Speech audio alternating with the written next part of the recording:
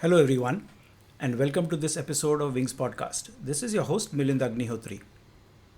On today's show, we will meet Ryesh Venkatraman, a professional youth football coach with nearly a decade of experience across some of India's premier football clubs and academies. He has coached Bengaluru FC's youth academy and FC Bengaluru United to win major youth leagues across the country. He has also led strategic partnerships with European clubs that include Paris Saint Germain, Sevilla FC, and Glasgow Rangers. Rayesh is a firm believer in nurturing players at the grassroots level to further elevate the quality of the sport both technically and structurally. Welcome, Rayesh, to this episode of Wings Podcast. Thank you so much for having me, Milind. This has been an ongoing conversation until we've come to this point, and I've been so excited to make this happen. So thank you so much for having me. You know, what excites me more, Rayesh, is we are doing this in person.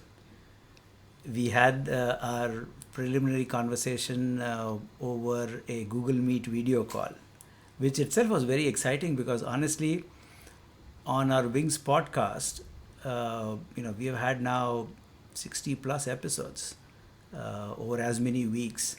Uh, we haven't had a professional footballer like you who have chosen this sport to make it into a, what shall I say, choice for life. Would I be right in saying that? Yeah, that is the absolute right way to put it. I think now the way sport has been moving forward in today's world, it has given a platform for so many children, so many people to get involved and be part of a big system, and that is something that I'm so happy to be a part of that whole process and Yeah, we'll learn more as we go along in this conversation. But Rayesh, honestly, uh, I am, my love for football is only as like millions of other fans who love watching the game. I haven't played football much. The two occasions on which I played it, one, I fractured my toe, and two, I took the risk of being the goalkeeper, and I actually fractured my left index finger trying to save a goal. So wow. two fractures is my own memory of playing the game. But of course, I've enjoyed watching this right up to the recent FIFA World Cup. But in preparation for our conversation, I was just like looking up the history of the game, and essentially, this is what I came across on Wikipedia, and I want to read it as is. FIFA, the Federation of International Football Association, is the international governing body of association football, futsal, and beach soccer. It is one of the world's oldest and largest NGOs, being founded in 1904, and since has expanded to include more than 200 members. The trivia continues, says that the game has been played in rudimentary forms since medieval times, with the modern form emerging in 19th century England. From its humble early beginnings to the modern day version, where we can see electronic sensors attached to the football and to the player's shoes to capture stats such as possessions, number of passes done, shots at the goal, etc., etc. Again, supported by real time data analytics and some powerful sports media backing it, the game has come quite a distance. It Uh, has. can you put all this in some perspective for us? So I think from where the game has started historically and where we are today, um, something that has not changed is the culture and the kind of platform it's given people to express themselves.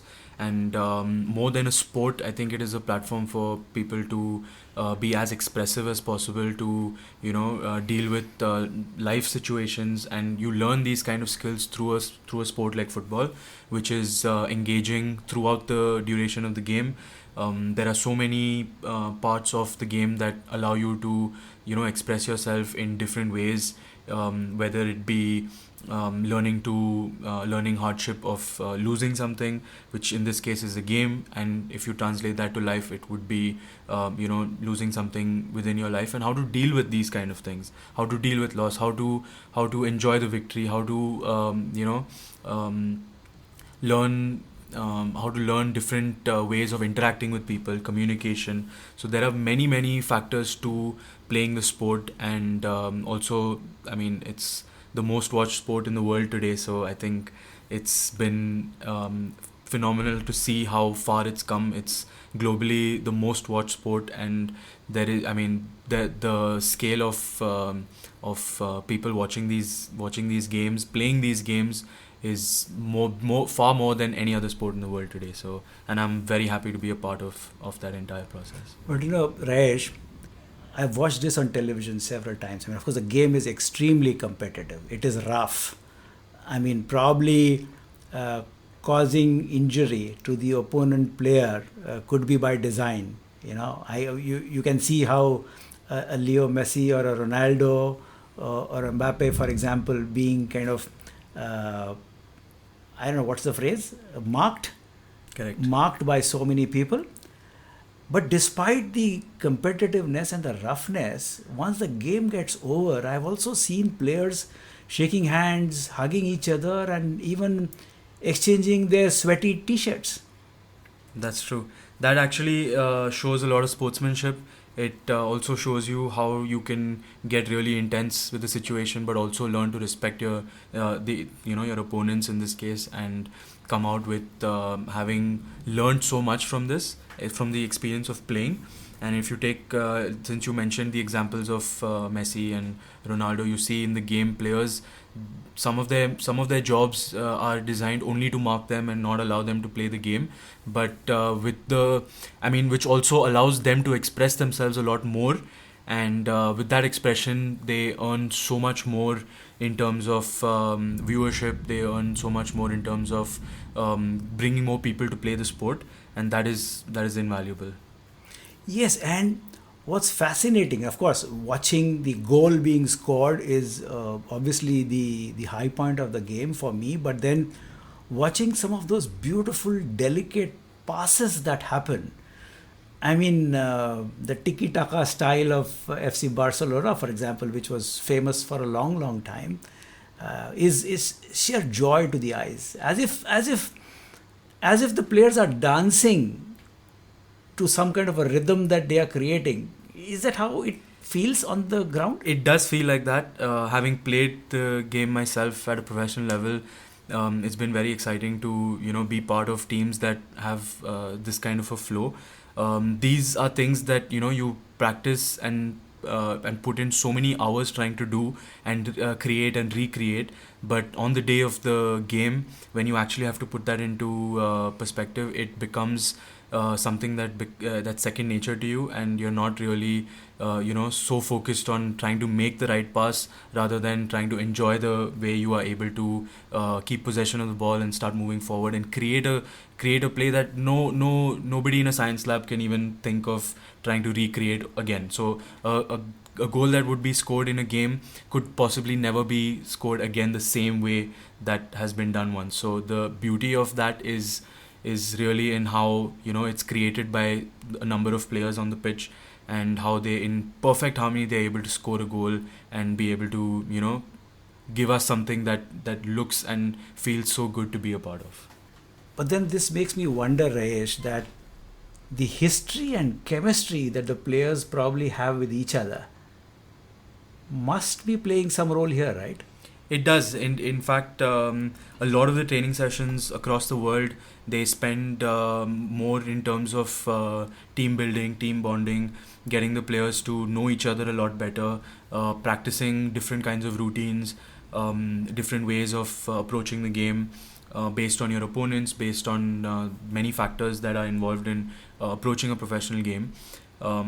They create and recreate match scenarios as much as possible within the training sessions, but eventually on the day of the game, it's how expressive and how able players are to be able to create that chemistry in a way that maybe to a certain extent is similar to what they've done in training, but it's never the same.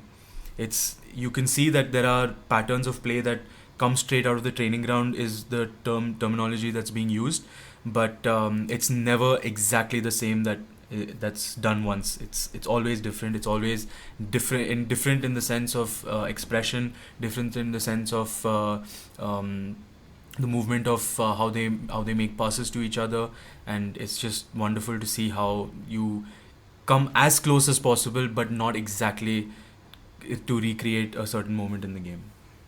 So there's so much said and written about, let's say, the German style of playing, perfect technique, and Right. then the Spanish and the South American and the Brazilian probably style of just going by the heart.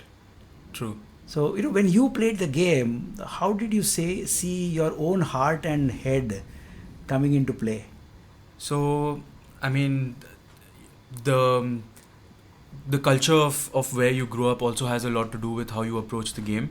In this case, Germany, you see a lot of Germans, they try to perfect ways of doing things. You see Brazilians, they try to be as expressive about it as possible. You'd see a Brazilian do a skill on the pitch, but you will never see the same skill being executed in the same way. The same skill will be executed, but it will be a different situation in the game. And it's just really a joy to watch how expressive players can be, and whether it is in terms of expression or it's in terms of repetition. And when it comes to my involvement in the game and how how I was brought up playing the game, it was mainly to enjoy it, and also learn to interact and do as much as we've tried to do within the Indian football structure to develop talent based on our culture and what we have been doing for the last maybe 50 years or so in this country for football in India. So, what age did this bug bit you, and how has it manifested since then? So I, in fact, I grew up in a very sporting cultural background where my parents also, they loved the sport, and they introduced it to me very early on in life, and that has been something that I took in my stride, and really I started playing. I started kicking a ball at about 4 or 5 years old, and it's been a real journey since then. From learning to kick a ball at home in my backyard, in the space that we had at home, in like the streets downstairs from near our house in Bombay. I started joining the school teams, and from there, being part of the older teams in every year that I've been part of the school teams. It's been really wonderful to be part of teams that allow me to express myself, and that expression has really given me an opportunity to take the sport to the next level in every year that I've played the game. So it's always been an uphill for me. There have been many constraints which have held me back in some cases, but the love for the game and the passion has never faded. So, any high points or uh,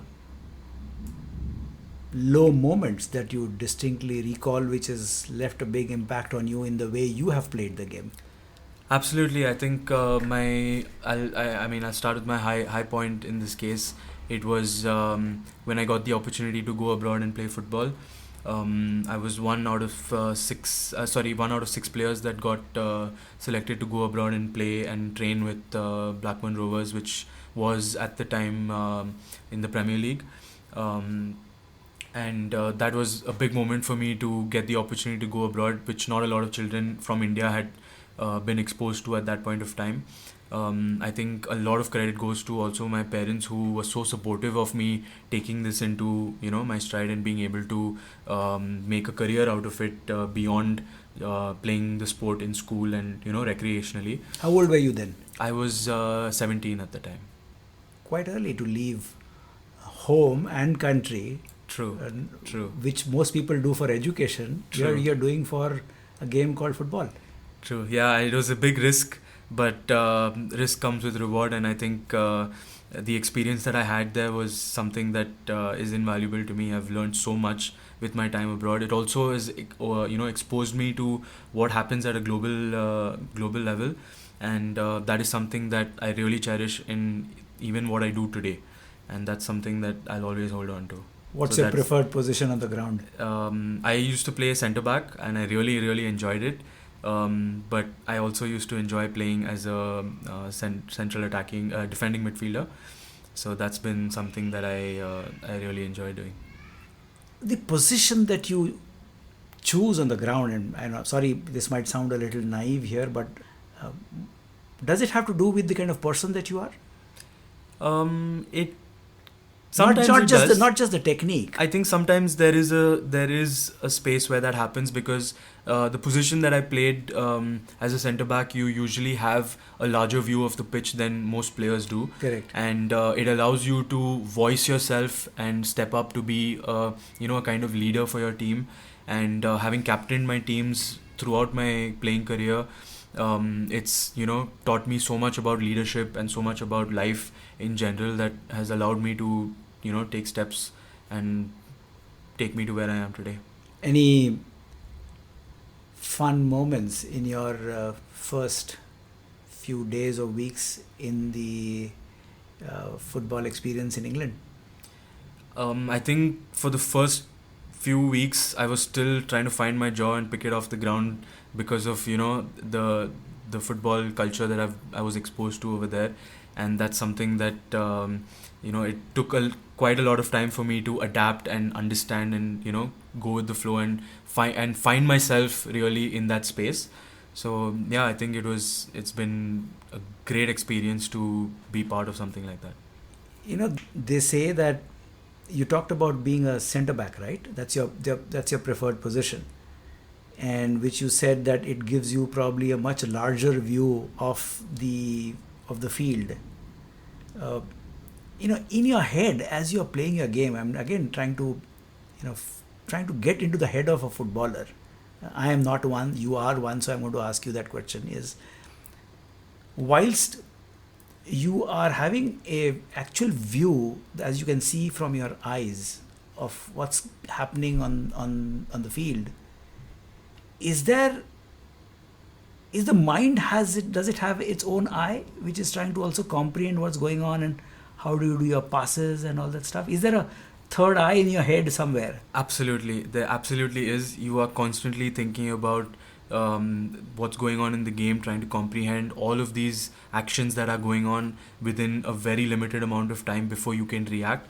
And that is something that I think not just football but any sport in general would teach you, how to deal with situations and be able to get the best out of that, make the most of the situation, whether it's on the field or it's off the field. Now on the field, based on the football actions that are happening, you try to comprehend, and then based on that comprehension you have to make a decision on what your involvement is going to be when it comes to that. So I think how you approach that and how you are able to deal with that ultimately comes down to your abilities and your talent and your expressive nature to the game. I was reading up an interview given by Di Maria. Angela Di Maria, is this how he's spelled? Yeah, the great footballer from Argentina, who I am told is also called as Leo Messi's guardian angel. Yes. As if the two of them do a magic which not many are able to replicate. And what he was saying, that unlike most footballers, somebody like a Messi or a Ronaldo or I don't know, the other greats who have been in the past, even including the Germans, they have as if an eye on the top. They can see from the top what's getting played in terms of those passes that get played. But let me switch gears here, and FIFA 2020 was one of the great matches, the final that happened, Argentina and France. They say it was probably the greatest final ever. I mean, I don't know. I mean, I don't kind of buy that much. There have been many great finals, but it was a decider in the penalty shootout. I guess we all know that Di Maria scored one of the 3 goals in the main time, playing time. And in 2018, Di Maria wrote an article called in the rain, in the cold, in the dark. And let me read out to you few lines from that beautiful, beautiful article.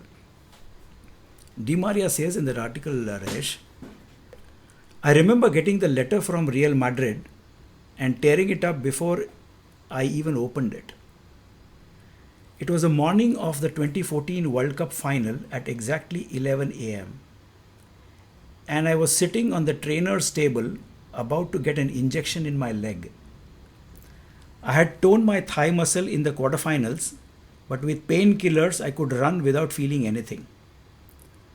I told our trainers these exact words. If I break, then let me keep breaking. I don't care. I just want to be able to play. Unquote.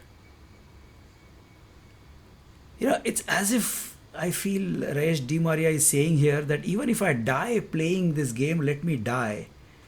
Nursing my injuries sitting on the bench is worse than death. That's As true. a footballer, can you unpack the passions involved here and why the game is so much larger than life for not just players like Di Maria but many others? So, yeah, I think that is beautifully put.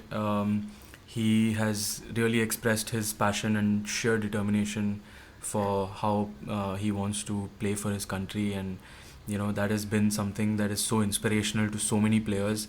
It, I think, football in general gives you a meaning in life. It gives you purpose, and for a lot of people that don't really have a lot to fall back on in life, look forward to moments like these where they have that moment of genius, where they are able to step up and prove themselves, not just to the world but to themselves, and all the hardships that they've come through. And I mean, I can only really understand where he comes from when he says that he'd rather die on the pitch than nurse his injuries on the bench. And that's something that I've related to quite a lot in my playing career also. There were many times where I finished finals of games having come out on top with injuries and all of these things, but in the larger picture it always felt worth it. It always felt like it was something that I would rather have done than not done. And yeah, I think the sheer passion that he displays in these moments is something that you draw inspiration from, and try to find purpose for yourself. Have you always believed that for yourself?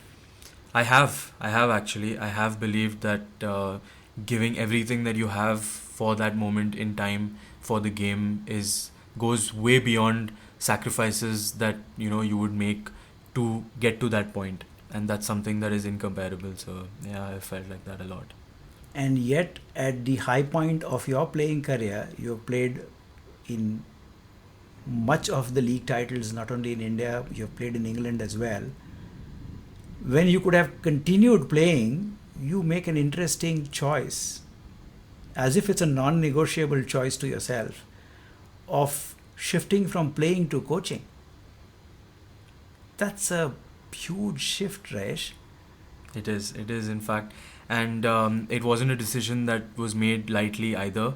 It was only after my time in England and playing and being exposed to the quality of football there is at a global level, is when I really understood where I stand in terms of the limitations we've had growing up and playing football. And with the day I made that decision, it was a decision I made based on a lot of factors, but mainly being the exposure that I've had, and the willingness to want to give back to the sport and create that for the next generation of football. So I mean, of footballers. So that is something that I really look back on every time I'm on the pitch. It gives me a lot of purpose, and it gives me a lot of hope that I'm able to be part of something that I didn't have, an opportunity that I didn't get, the exposure that I didn't get, and to be able to give that back to the next generation. And seeing so many of them do so much better than probably I could have done in my time, it really gives me a lot of meaning and purpose to what I do. But then, pardon my saying this, and I say this with a lot of respect to all those footballers who have played this great game. is, and this is my personal belief, and I stand corrected here, that uh, you choose to become a coach when your legs aren't moving as fast as they should. Yet, you made that choice when your legs were moving at their best. So, can you walk us through what you were talking to yourself when you made this big decision of your life? S- Absolutely. So I think the as much as I was really on top of my game at that point of time, having played in coming back to India and having played with Churchill Brothers in Goa and in Mumbai and all of these top clubs, few top clubs in India. The one thing that I really had to look at was the current situation of football players in India, which, all due respect to the ones who've been there and done that, they've not had a real platform and a proper pathway to take up sport as a career. And from my experience, the pathway that was created for me was self-created, and it was through few conversations here and there with people that had a little bit of knowledge about the game and a little bit of influence in places that would allow me to go and participate in as many platforms as possible. So the limitations have a lot to do with the pathways that weren't there at the time, and I I made the decision to stop playing football because I was able to have a vision at that point of time to be able to create that pathway for someone else. And I found a lot more value and meaning in doing something like that rather than trying to continue my playing career, because playing eventually I would have reached a certain level of football in India, and then probably would have faded over a period of time, and I would have then anyway eventually taken up coaching as a role after my legs gave up, and at that age when you retire from the game. But I believe that having taken up this role of coaching and giving back to the sport at an early age has given me a lot more perspective and also opportunity to express myself from a young mind that has got a lot to learn from, and not having to unlearn a lot of things that were put into perspective. So yeah, I think it's been quite a journey since then. And you've been coaching for what now? About 7, 8 years, right? 8.5 years. 8.5 years. Uh, just as much or little less than your playing years.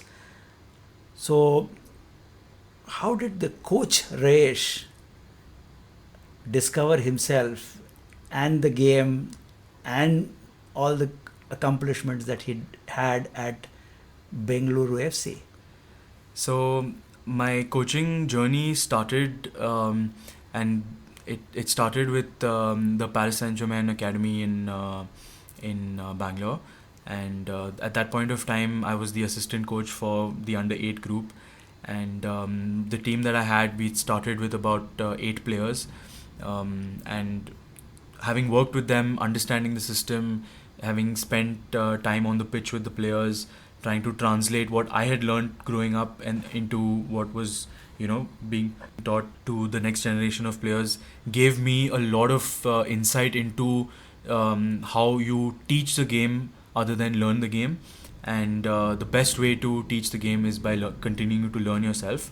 And having taken that into my stride at that point of time, I was able to express myself in different ways, and not have any fear of expression, which is something that I learned while I played the game. And that has been something that I've kept as a core principle of everything that I do today. And my journey coaching has been pretty interesting since then, because every team that I've worked with, every season that I've gone into every year, has been a different experience, has been a lot of learning opportunities and a lot of exposure to different ways and methods of teaching the game. The way I was taught the game and the way I teach the game today are very different. All due respect to my coaches, when I was in school, they did their best at that point of time, and now I'm just trying to do my best with the knowledge that we've got and are exposed to today. And that has been something that has allowed me to move up the ranks in the pathway of coaching, which also was a little more defined when I started coaching than it would have been, in my playing career. And having worked with, small scale clubs and academies every 2 years in Bangalore, it took me to the top club, which was Bengaluru FC. And finally, I coached with the under-15s at the academy with Bengaluru FC.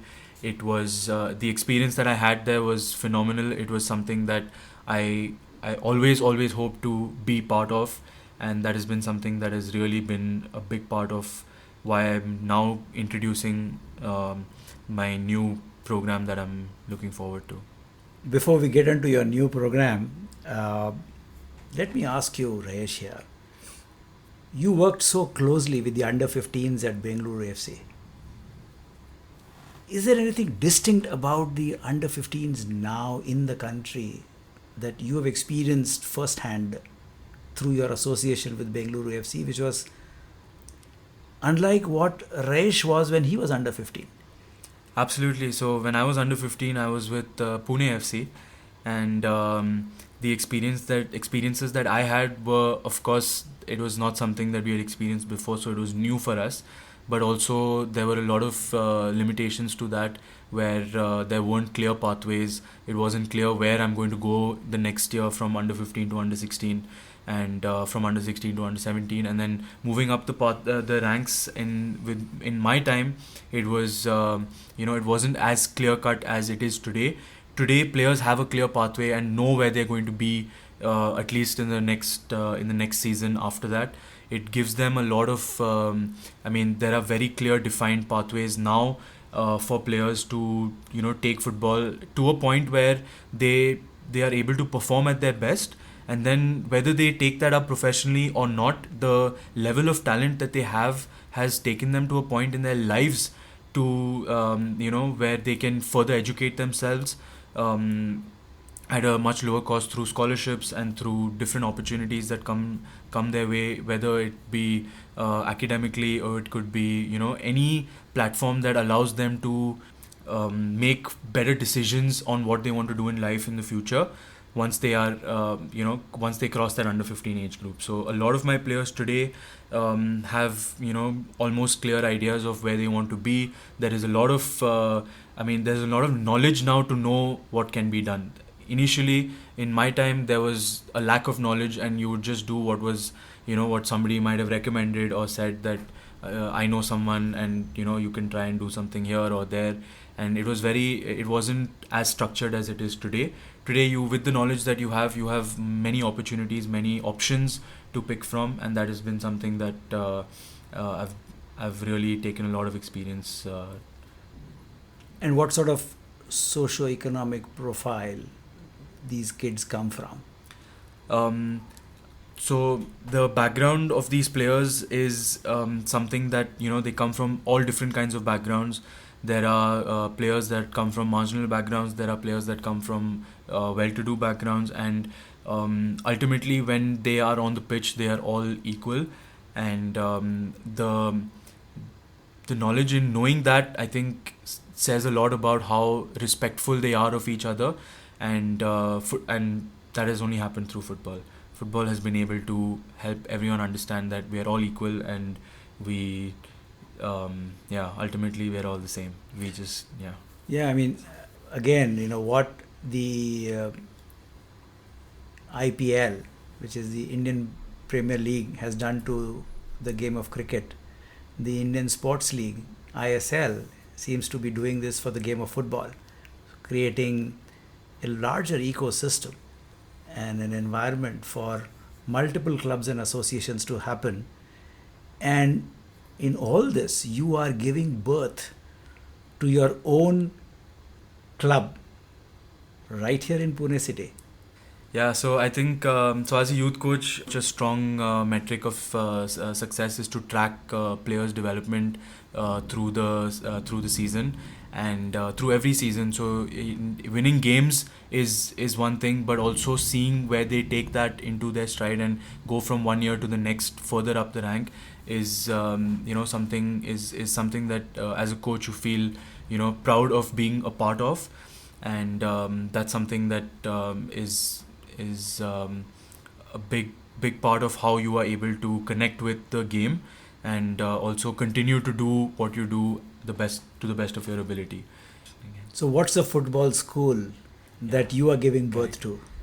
So the new program. So I'm actually starting a company that is going to provide football solutions in terms of structure and technical and non-technical support. And I'm actually tying up with my old school, the Bishop School, Pune, to and partnering with them to create a sustainable program for players to develop, for young athletes to come up, and a platform for them to express themselves and take football to the next level. So I'm very, very excited to be going into this taking this initiative, and I've got tremendous amount of support from the schools, all three Bishop schools, and my time here, and how much I loved it. And I think giving back to my old school now is something that I will always want to do for as long as I can. What's the launch date? We launch in June, and we've also set up a new turf there. We've installed a FIFA approved facility where players are going to be part of so much competition, which is something that drives any youth development program, and that is something that we are really, really looking forward to. And what will it be called? It will be called the Bishop's Football School. Wow. Bishop's Football School. A new youth coaching academy that is getting created by you, Ryesh, in partnership with your own alma mater, Bishop School in Pune. What's the dream and vision for the school? And I'm sure it'll be evolving, but what is it that you have articulated at this point in time? The main aim is to promote a football culture, and also develop sport specific skills and competitive experiences for young players to pursue the sport as a career and develop life skills in a holistic and healthy environment within the school.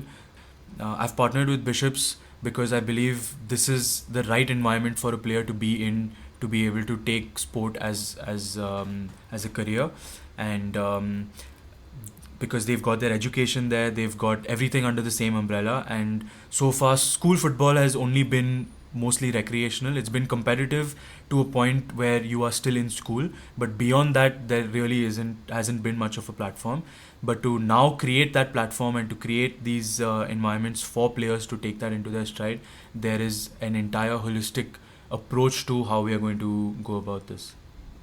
So then would it be fair to say that one of the goals of the school is also to introduce this game as a life choice for young kids? Absolutely. Where they can not only just make their careers, but this becomes their way of living.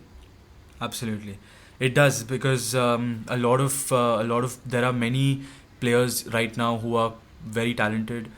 They're very hungry to portray that talent, but they've always lacked the platform to do that. And now to give them a clear platform and a structure and a pathway to be able to do that is something that we are really looking forward to. And I really hope that we see players come through the system and do far better than how far we went as players in our time. Any startup ventures, and I have been very fortunate in my life to have been associated with two, but that is more in the software product space. But irrespective of the nature of enterprise, I feel a startup venture not only has hopes and dreams and aspirations, which are very well thought out and articulated, and even spelt out and expressed, as you've said in this conversation. You cannot live without certain fears and anxieties which go along with those hopes and aspirations.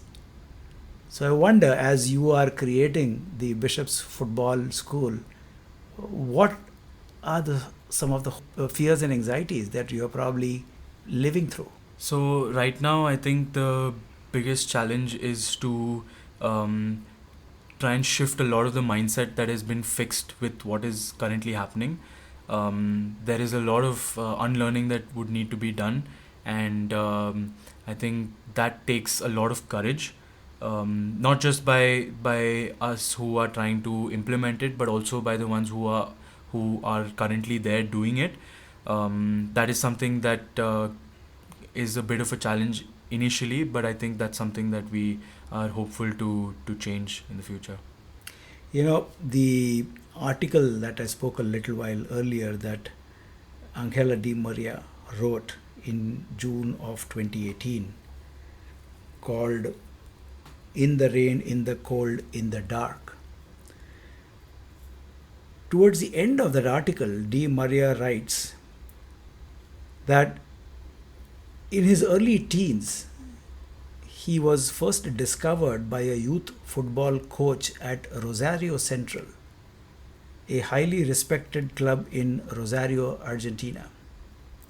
He played for this club, got selected to play for Argentina in 2008 Olympics held in Beijing, where he scored the winning goal in the final against Nigeria. That got him into Real Madrid, Manchester United, PSG, and finally a part of the FIFA 2022 World Cup winning team. Of course, much of the credit here goes to Di Maria himself and what he made of the opportunities that came his way. But Ryesh, I wonder what would his story be if he wasn't noticed first by an unknown youth football coach at Rosario Central. The invisible hand that held him first. I guess, Ryesh, for me, you seem to be that invisible hand that will be held out to all those Di Marias that your Bishop's football school will probably create. Absolutely, I think that is where I want to be. That is where I want the players to also understand that there are now people in place who are looking out for them, who understand the what it takes to make it as a professional footballer, and create pathways for them to actually achieve that realistic dreams that we want to be able to create for them, where identifying talent and then creating a pathway for them, pushing them through the system, giving them a platform to express themselves, and then take every step in the direction of their football development to a point where they are happy and they really want to go as far as possible in the sport.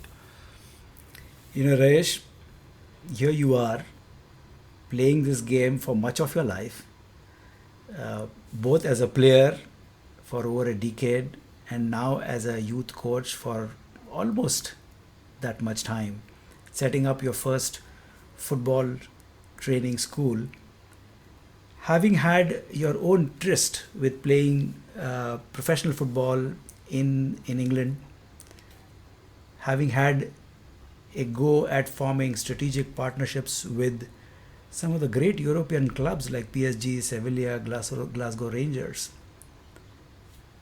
I guess you have all that is required to create a fine football school right here in India. Raj, this has been such a wonderful conversation, and I've felt so happy to be, sitting next to you, having this little short chat. Enjoyed every moment of this conversation.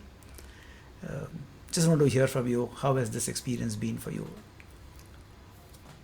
Yeah, thank you so much for having me. I think it's been wonderful. I love talking about football. Anybody talks to me about anything to do with their children wanting to play football, or just in general about the game at a global level, I'm always very, very happy to talk about it. It is the biggest part of my life, and I really want to be as involved in where India is has an initiative to take the national team to the World Cup, and I really hope we are a big part of that process. Having this dream, what is the last word you will say to Ryesh now? Dare to dream. Dare to dream. Wonderful, Rayesh. This has been such a lovely conversation. Thank you for coming over. Thank you so much for having me. Wish you good luck. Take care and best wishes Thank you so for much. your school. Thank you so much. Thank you for your time today, my dear listeners. This is your host, Milind Agnihotri, signing off. Goodbye, take care, and stay safe.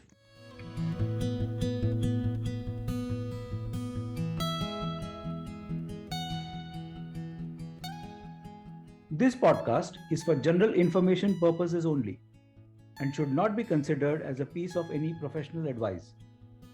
Views and opinions expressed in this podcast are those of its guest.